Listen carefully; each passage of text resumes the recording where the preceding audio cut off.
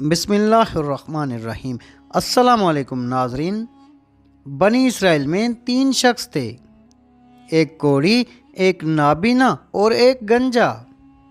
اللہ تعالیٰ نے ان تینوں بندوں کا امتحان لینا چاہا، چنانچہ اللہ تعالیٰ نے ان کے پاس ایک فرشتہ بھیجا۔ فرشتہ پہلے کوڑی کے پاس آیا اور اس سے پوچھا کہ تمہیں سب سے زیادہ کیا چیز پسند ہے؟ اس کوڑی نے جواب دیا کہ اچھا رنگ اور اچھی جلد، کیونکہ کوڑی ہونے کی وجہ سے لوگ مجھ سے نفرت کرتے ہیں۔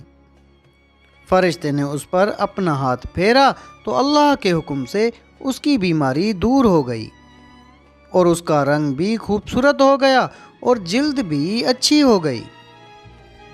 فرشتے نے پوچھا، کس طرح کا مال تم زیادہ پسند کرتے ہو؟ اس نے کہا کہ اونٹ مجھے سب سے زیادہ پسند ہیں۔ چنانچہ اسے حاملہ اونٹنی عطا کی گئی اور کہا گیا کہ اللہ تعالیٰ تمہیں اس میں برکت دے گا۔ پھر فرشتہ گنجے کے پاس گیا اور اس سے پوچھا کہ تمہیں کیا چیز پسند ہے؟ اس نے کہا کہ عمدہ بال، تاکہ میرا موجودہ عیب ختم ہو جائے، کیونکہ لوگ اس کی وجہ سے مجھے پسند نہیں کرتے ہیں۔ فرشتے نے اس کے سر پر ہاتھ پھیرا اور اس کا عیب اللہ کے حکم سے ختم ہو گیا اور اس عیب کے بجائے اس کے عمدہ بال آ گئے۔ فرشتے نے پوچھا کہ تم کس طرح کا مال زیادہ پسند کرتے ہو؟ تو اس نے کہا کہ گائے مجھے سب سے زیادہ پسند ہے۔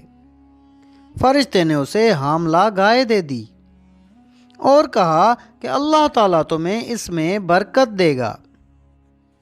پھر فرشتہ تیسرے شخص اندھے کے پاس گیا اور کہا کہ تمہیں کیا چیز پسند ہے؟ اندھے شخص نے کہا کہ اللہ تعالیٰ مجھے بینائی دے دے تاکہ میں لوگوں کو دیکھ سکوں۔ فرشتے نے ہاتھ پھیرا اور اللہ تعالیٰ نے اس کی بینائی واپس کر دی۔ فرشتے نے پوچھا کہ تم کس طرح کا مال زیادہ پسند کرو گے؟ اس نے کہا کہ مجھے بکریاں زیادہ پسند ہیں۔ فرشتے نے اسے حاملہ بکری دے دی۔ تینوں جانوروں کے بچے پیدا ہوئے اور کچھ ہی عرصے میں اتنی برکت ہوئی کہ کوڑی کے اونٹوں سے اس کی وادی بھر گئی اور گنجے کے گائے بیل سے اس کی وادی بھی بھر گئی اور اندھے کی بکریوں سے اس کی وادی بھر گئی۔ دوبارہ فرشتہ انسان کی شکل و صورت میں کوڑی کے ہاں گیا اور کہا کہ میں ایک نہایت ہی مسکین آدمی ہوں۔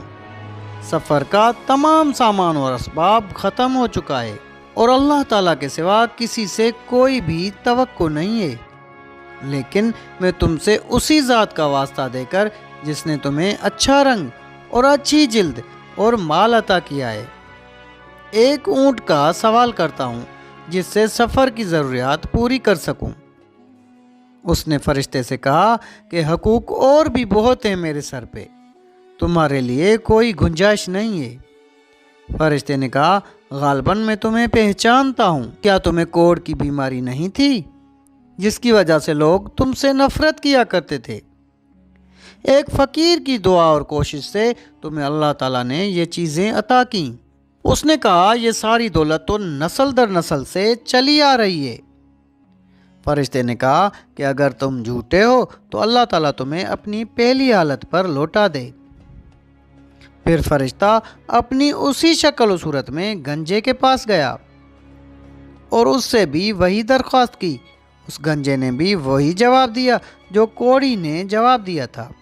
فرشتے نے کہا کہ اگر تم جھوٹے ہو تو اللہ تعالیٰ تمہیں اپنی پہلی حالت پر لوٹا دے۔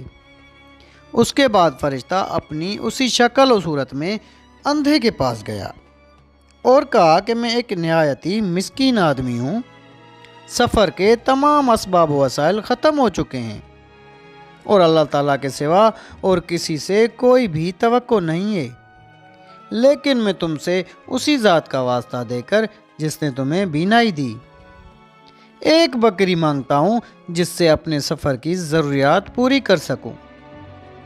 اندھے نے جواب دیا کہ واقعی میں تو اندھا تھا اور اللہ تعالیٰ نے مجھے بینائی عطا فرمائی، اور واقعی میں فقیر اور مفلس تھا، اور اللہ تعالیٰ نے مجھے مالدار بنایا۔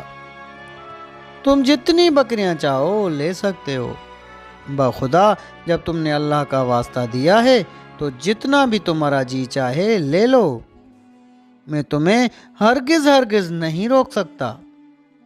فرشتے نے کہا تم اپنا مال اپنے پاس رکھو، یہ تو صرف ایک امتحان تھا، اور اللہ تعالیٰ تم سے راضی اور خوش ہیں، اور تمہارے دونوں ساتھیوں سے ناراض ہیں۔ کوڑی اور گنجے نے جھوٹ بولا جس سے وہ دونوں جہان میں ناکام ہوئے، لیکن اندھا سچ بولنے کی وجہ سے دونوں جہان میں کامیاب اور کامران ہوا۔ اس لیے ہمیں جھوٹ نہیں بولنا چاہیے۔ اللہ تعالیٰ اپنے پاک کلام میں فرماتا ہے کہ اللہ تعالیٰ ان لوگوں کو راہ نہیں دکھاتا جو اسراف کرنے والے ہیں اور جھوٹے ہیں۔ جھوٹ کے نتائج نہایت ہی سخت اور مہلک اور خطرناک ہیں، اسی لیے آپ صلی اللہ علیہ وسلم کی سخت سے سخت وعید ہے۔ تو ناظرین گرامی، یہ تھی ہماری آج کی ویڈیو۔ اگر آپ کو ویڈیو اچھی لگی تو ویڈیو کو لائک کر کے اپنے دوستوں احباب سے زیادہ شیئر کریں۔ جزاک اللہ۔